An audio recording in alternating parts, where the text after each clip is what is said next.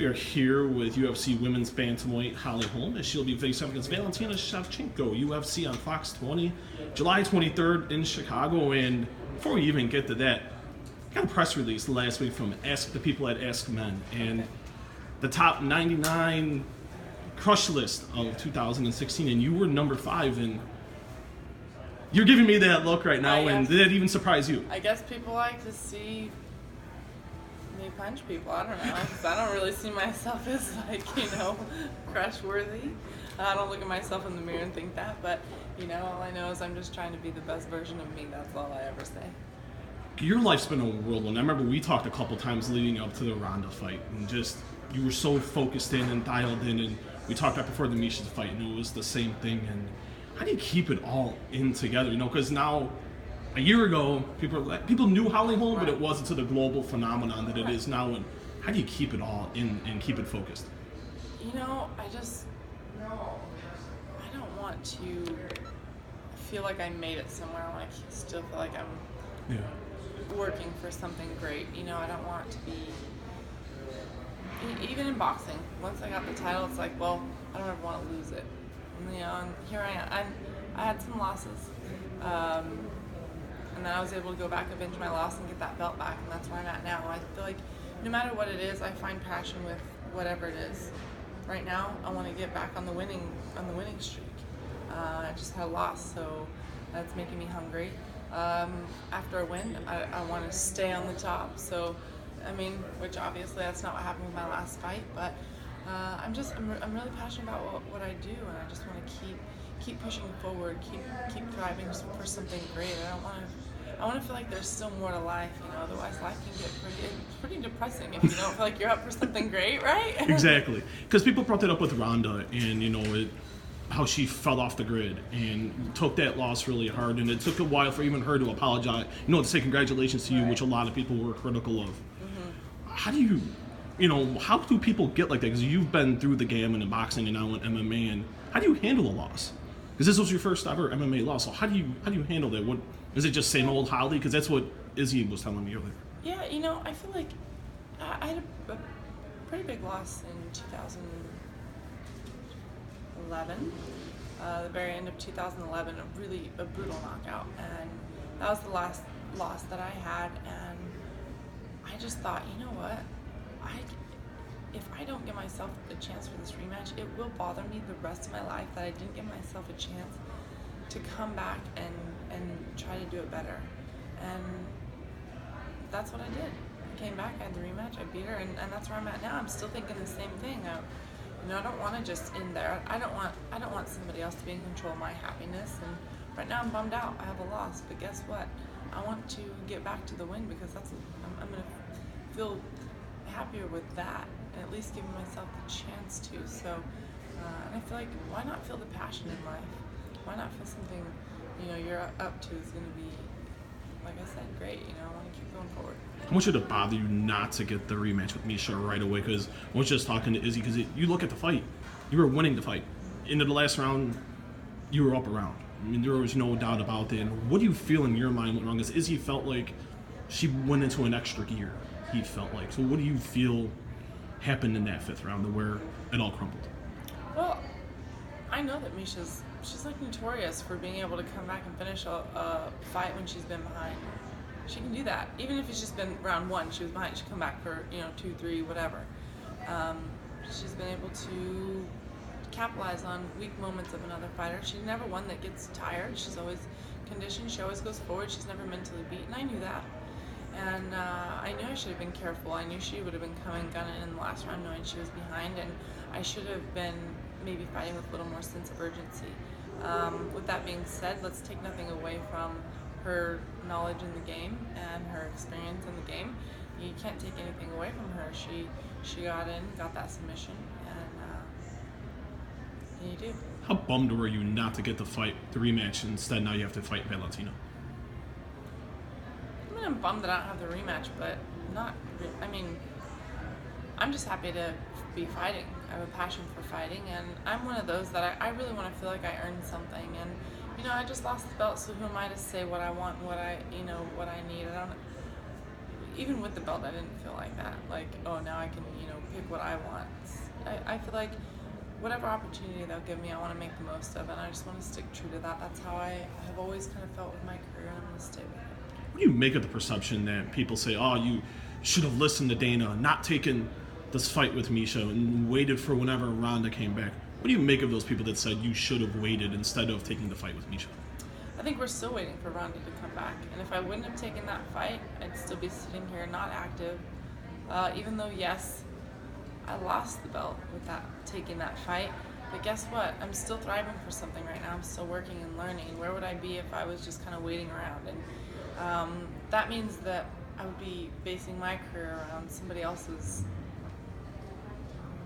career. I mean, that's silly to me. I don't want to base my passions off of somebody else. I want it to be what I want to drive forward for. So yeah, is it a sour taste in my mouth that I lost the belt? Yes, but I don't regret taking that challenge. Here we are. There's a whole nother sight ahead of me. I don't want to live off of November of last year. There's more to life than that one moment. That was one of the best moments of my life, no doubt. But the rest of my life can't thrive on that moment. I want to keep driving for something else. What are you driving for? What is your drive at this point? Victory, always. I always want victory. Right now, I need to come back from this loss. I want a victory. And if it's a victory, I'm still going to want a victory on the next one. Victory tastes real good. You know? What's your drive outside of fighting? What are your hobbies? What are your passions outside of the cage? You know, I love to be with my friends. I love to be, and when I say friends and family, I'm talking my husband, my friends that I've known forever, my new friends, my teammate, my family at home, blood and the family that's part of my team that's not blood, but I still consider them family.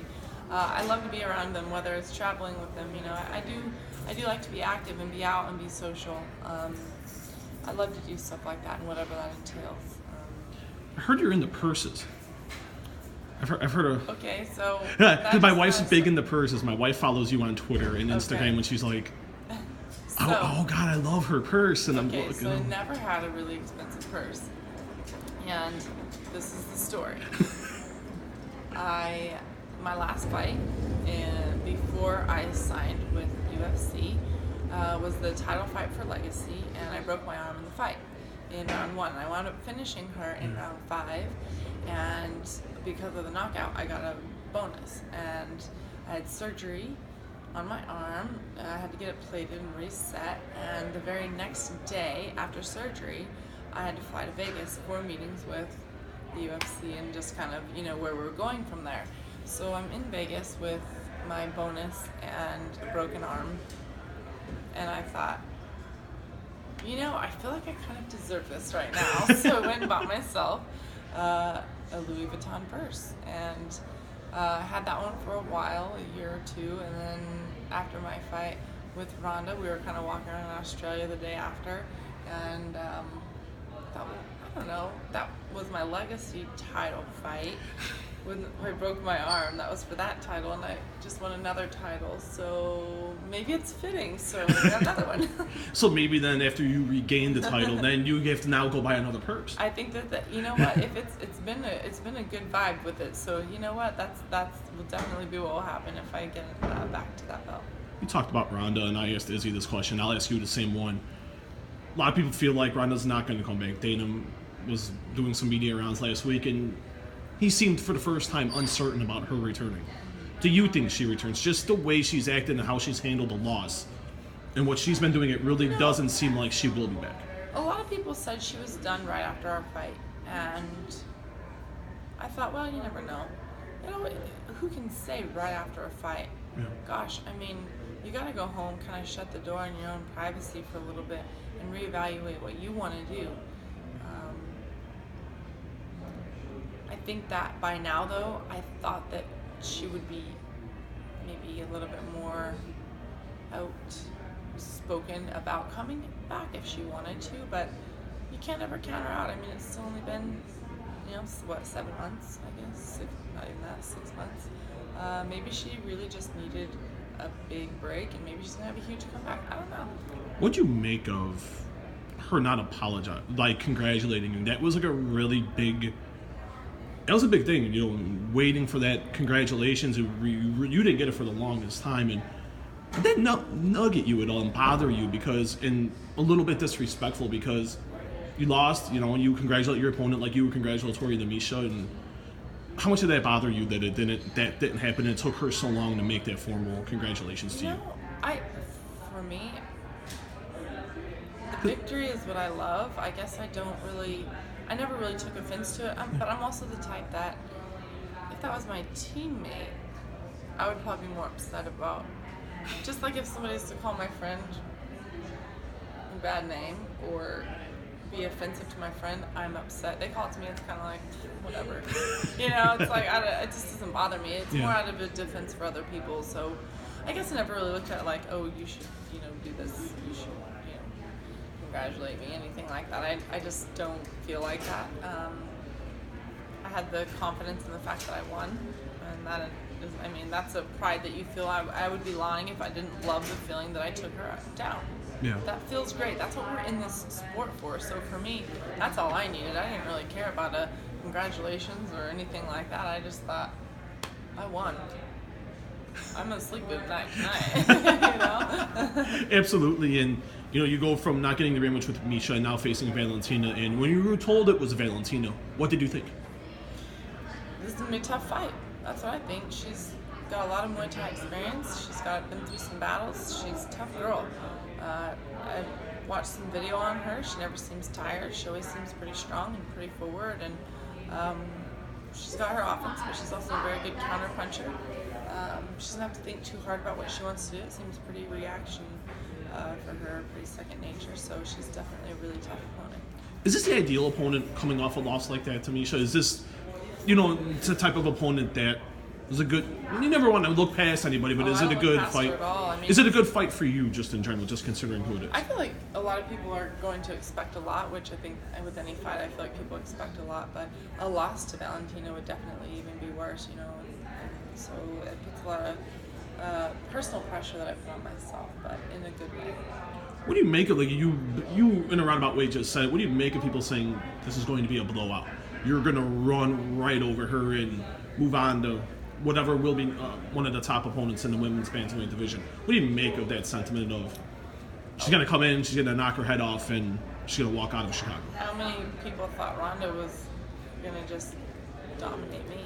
And I was not one of them, and I will find you an article because I believe you. And I said that because me and you had talked a couple times. We talked in the lead up, right when the fight was announced. I did an interview with you, and then about 2 weeks, right before you left for Australia, we talked. And just the way you had a different mindset that a lot of people did going into a fight like that. And then you look at this one, and, you know, a lot of people are not giving Valentina much of a shot. And right. You know, I feel like Valentina is pretty tough mentally as well. And here's the thing, anybody can land the right shot. Yeah. I feel like that's me knowing that and being honest with myself about that, I think has been a big reason why I've been able to, you know, accomplish whatever I've been able to accomplish so far, is to fear my opponent. Everybody's beatable. Knowing everybody's beatable, I know I'm beatable, which makes me train hard. So I expect the best Valentina. Two more questions, Holly. Thank you for the time today. And, you know, naturally, you never want to look far ahead, but you have to have some type of idea of where you want to go forward. Where do you want to go forward in 2016? Is it, a lot of people think the Garden Show, and I've talked to Lorenzo, and Lorenzo's been warm to that idea of you fighting at the Garden. What do you see for yourself the rest of 2016 if you are victorious on July 23rd? I hope to fight again, because there's still half of a year left, and that is my goal. I would love to be able to fight for the belt again, but if that's not it, I still want to be able to fight whatever opportunity. And whatever I do, I just hope that I do it in good fashion. You make of Cris Cyborg's performance? A lot of people were, you turned on the fight, you were wanting the title fight with Miesha. What'd you make of Chris's performance last week? You know, I thought she did good. I know she's always kind of the aggressor. Smith didn't really come out real aggressive, so it's a little easier to kind of tee off on somebody that's not coming right at you. But regardless of, you know, how Leslie's performance was, I feel like Cris showed think she looks better and better each fight, and I feel like, she's always looking impressive. So then you even get a better Cris Cyborg. I mean, it's very impressive. I think she's very powerful. I think that she even showed more crisp, cleaner kind of punches, and I don't know. I thought she did a good job. A lot of people link you guys together and be like, this is the ideal, this is the dream matchup. People seem more infatuated now with that fight instead of the fight with her and Ronda. Do you want that fight? And if you do, what weight class would you prefer the fight to be in? I'm open to that fight. They did call me about it before the Brazil fight happened, and at the time I really was focused on really wanting to try and get that title back. And so I said, I want to see if I get this title fight instead for right now. It's just kind of what I wanted to do, avenge that loss, and that didn't happen. So, maybe there will be an opportunity. I'm open to fighting her, and yes, I want the title at 135, but I'm not opposed to stepping outside the box a little bit. If it happened at 140, I feel like everything is, just as the opportunity comes, if it feels right, let's do it. And how do you defeat Valentina Shevchenko on July 23rd? My best has to be better than her best. And that's it. I want to be ready for everything that she's got. I feel like obviously she's working on the ground as well. She put Nunes on her back and kept her there quite a bit. And Nunes is, she's pretty well-rounded on the ground. So I think that shows Valentina's strength. And obviously she's been improving not just with her Muay Thai skills. So I need to be ready for anything. Thank you, Holly, for the time again. Thank you.